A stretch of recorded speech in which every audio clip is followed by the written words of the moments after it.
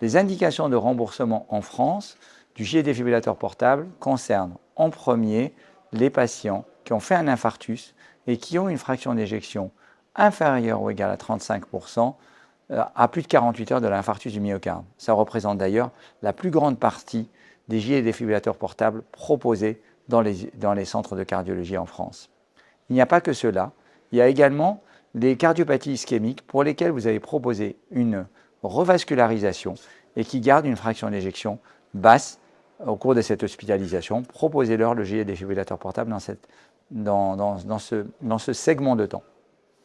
Deux autres indications qui arrivent rarement, c'est d'une part les explantations de défibrillateurs, par exemple pour une infection, le temps de les réimplanter, et puis d'autre part, des patients qui seraient en attente de transplantation et qui n'ont pas bénéficié d'un défibrillateur implantable.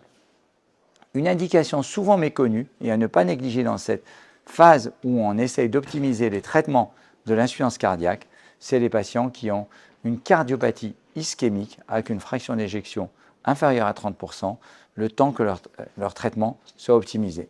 Le défibrillateur dans les recommandations européennes est indiqué en grade 2B, niveau de preuve B, le niveau s'est amélioré.